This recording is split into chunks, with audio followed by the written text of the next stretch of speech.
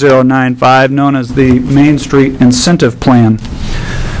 The Main Street Plan may be the smartest investment this legislature could make to promote economic security, improve our state's business environment, and provide hope for jobs to Oregonians. The Main Street Plan stimulates our economy by encouraging local businesses and homeowners to invest in improvements in their property using a tax credit.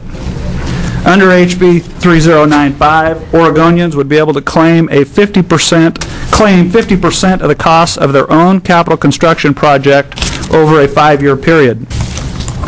Property owners pursuing green projects or those that promote renewable energy alternatives would qualify for a 100% tax credit over that same 5-year period, as would those projects making ADA compliance. The tax credit for property owners would only become effective after the projects are completed. The program would limit the amount of the credit to $5,000 to $50,000 for homeowners and $25,000 to $500,000 for business owners.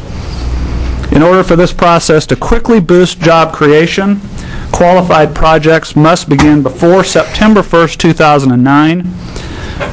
But given the late date of this hearing, I would be open to adjusting that date slightly.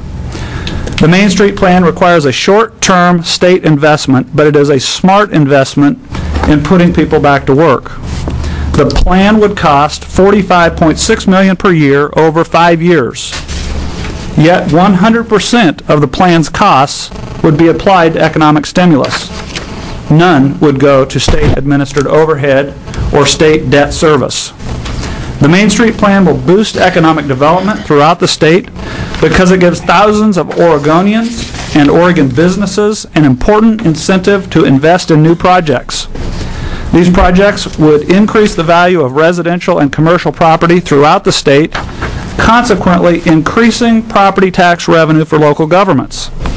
Many local businesses will benefit and be able to grow upon completion of these projects. For example, a retail shopping center with a new parking lot might attract new customers. A hotel with remodeled rooms may attract more visitors. In addition to benefits provided to property owners and local governments, the struggling financial sector would benefit as well. Property owners would be borrowing money, not the state, through banks, hopefully through local banks, to finance their projects and provide even greater economic stimulus and more commerce. In closing, I would respectfully urge this committee to give the Main Street Plan, and most importantly, the Oregonians it will put to work, serious consideration and report House Bill 3095 out with a do-pass recommendation. Mr. Chair, before I close, I have 2 quick items. There will be a -1 amendment that will be offered, which we support. We have that in front of us, actually. It makes a few technical changes to the bill that we did not have time ahead of this, so those are supported changes, and I could go through those, but if you have it, that's great. Second thing I would like to do, Mr. Chair, is you will have and receive today a number of pieces of written testimony. I want to read just 2 sentences from a piece of testimony coming from Tom Bryan, the chair of the Washington County Commission. And the first sentence I'd like to quote is, I am writing in support of House Bill 3095, the Main Street Incentive Program. And secondly, a tax credit like that proposed in House Bill 3095 will provide homeowners and businesses with the means to make important capital improvements to their valuable assets, stimulate our state's goal of expanding energy efficiency, and create family wage jobs. With that, Mr. Chair, written testimony has been provided, as has the letter from the Commission Chair, and with that, I would like to ask Representative Freeman. Thank you, Mr. Leader. Representative Freeman. Great. Thank you, Chair Reed and committee members. I appreciate you taking the chance today to listen to us. For the record, my name is Tim Freeman, and I represent House District 2. I do understand the committee is very busy, and I really do want you to know how much I appreciate you taking the chance to hear this. This entire concept, or this idea, came out of Earlier in the session, we got to sit on the floor and we heard another stimulus package that came through. And there was a lot of testimony, and what I heard was, we need to do something. People are in bad shape. We got to figure out something to do. I believe there's going to be several things that we need to do, possibly many things we need to do, and this is just simply one of those things. This is just one good option. I want you to understand it's not the only option, and if we could get this one done, we can move on to the next one. I was sent to Salem by my constituents, and what they wanted from me when I was out knocking on doors is to help create jobs.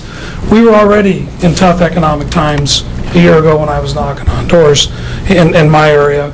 Real quick, I represent parts of Douglas County, Josephine County, and Jackson County. Unemployment in Douglas County, as you heard earlier, is 18%, Josephine County 16.1%, and Jackson County 14%. People in my district are hurting. People in your districts are hurting. I don't have a lock on this. This is something that affects all of us, and we need to try to figure out many ways to help these people. This is one good one. There has been a little bit of talk already about this just being for the rich, and I want to take just a minute and talk about that. This is not just for the rich. It does not exclude the rich, but it's not just for the rich. The minimum qualifications to qualify for this program are you own property, whether it's residential or commercial, you have a tax liability, so that means you have a job, and you have access to capital. That means you either have a savings account or you can borrow money. There's a lot of people in our state that would qualify for this program that none of us would call rich. So I want to make sure that's clear to everybody. This helps a lot of people. And I do want to use a quick example, using the worst example I've heard so far of a rich guy building a new pool at his house. And we think, boy, the last thing we want to do is let some rich guy build a pool at his house and use a tax credit. I want to talk about how that's really not that bad. Let's say a guy builds an $80,000 pool. Number one, he doesn't hire other rich people to do it. He hires somebody that needs a job and that is going to work hard and earn this money. Of his $80,000, only $50,000 will qualify under this program. Of that, only $25,000 will be taken as a tax credit. It will create jobs for the pool builder's company and his employees. It will create value that the local agency can tax and assess value and from now on. And the other thing it will create is a job for the guy maintaining the pool. So understand that even in the worst example that I've heard to date, it creates jobs and helps people that we're trying to help. So that's not the worst thing in the world. Real quick, I want to talk a little bit about the cost. And there will be lots of great people talk after me that can deal with this more.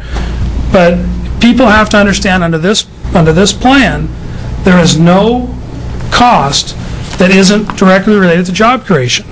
The amount of credits being claimed is going to be directly related to the number of projects being done. Therefore, the amount of money this project will cost the state is directly related to the job it creates. There's no overhead. We're not starting some big government agency that's going to have all this expense.